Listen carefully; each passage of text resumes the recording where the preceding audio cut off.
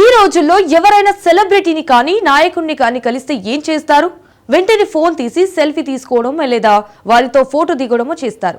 అంతటితో ఆగకుండా వాటికి రకరకాల క్యాప్షన్లు పెట్టి సోషల్ మీడియాలో పెట్టిస్తారు. కానీ అలాంటి అవకాశం వచ్చినా ఫోటో దిగేందుకు వెనుకంజ వేస్తే ఏమనుకోవాలి? తెలంగాణలో బీజేపీలో కేడర్ పరిస్థితి ప్రస్తుతం అదే విధంగా ఉందట. ఇంతకు కమలం కేడర్కు వచ్చిన కష్టం ఏంటి? నేతలతో ఫోటోలు దిగడానికి ఎందుకు వెనకాడుతున్నారు? Let's watch the story.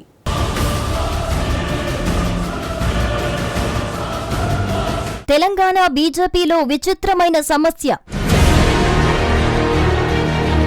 నేతలతో ఫోటోలు దిగేందుకు జంకుతున్న క్యాడర్. గ్రూపుల గోలతో తలపట్టుకుంటున్న కార్యకర్తలు. తెలంగాణ బీజేపీలో కింది స్థాయి నాయకులు, కార్యకర్తలు విచిత్రమైన సమస్యతో బాధపడుతున్నారట. నాయకులతో ఫోటోలు దిగేందుకు జంకుతున్నారట. ఇంతకు వారెందుకు అలాంటి పరిస్థితిని ఎదుర్కొంటున్నారని ఆరా తీస్తే అసలు విషయం బయటపడిందట. తెలంగాణ బీజేపీలో గత కొంతకాలంగా గ్రూపులున్నాయని, పార్టీ నాయకుల మధ్య విభేదాలున్నాయని తరచూ వార్తలొస్తున్నాయి. నేతలతో ఫోటోలు దిగకపోవటానికి ఇదే కారణమని పార్టీలో కొందరు చర్చించుకుంటున్నారు.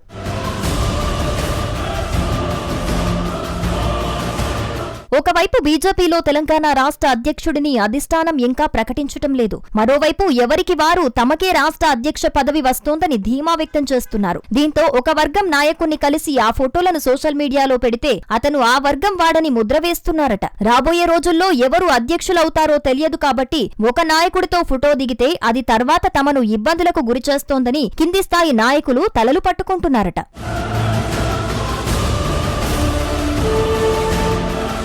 భారతీయ జనతా పార్టీ అంటే క్రమశిక్షణకు మారుపేరుగా గతంలో ఉండేదని, ఇప్పుడు పరిస్థితి పూర్తి భిన్నంగా తయారైందని కొందరు నాయకులు మదనపడుతున్నారట. ఎంపీలలో 3 గ్రూపులున్నాయని, ఎమ్మెల్యేల్లో 3 గ్రూపులున్నాయని పార్టీలో చర్చ నడుస్తోందట. ఇలాంటి పరిస్థితుల్లో కింది స్థాయి నేతలు ఒక నాయకుని కలిసి ఆ ఫోటోలను సోషల్ మీడియాలో కూడా పెట్టుకునే పరిస్థితులు ప్రస్తుతానికి లేవని పార్టీలో చర్చ జరుగుతోందట.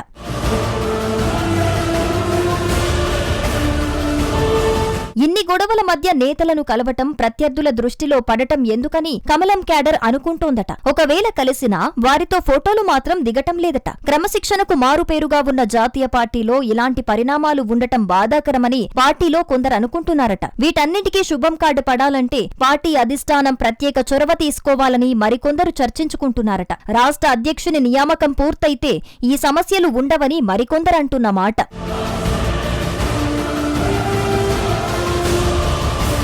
మొత్తానికి కమలం పార్టీలో కింది స్థాయి నేతలకు, కార్యకర్తలకు పెద్ద సమస్య వచ్చింది. మరి రాబోయే రోజుల్లో తెలంగాణ బీజేపీలో ఎలాంటి పరిణామాలు చోటు చేసుకుంటాయో తెలియాలంటే మరికొన్ని రోజులు ఆగాల్సిందే.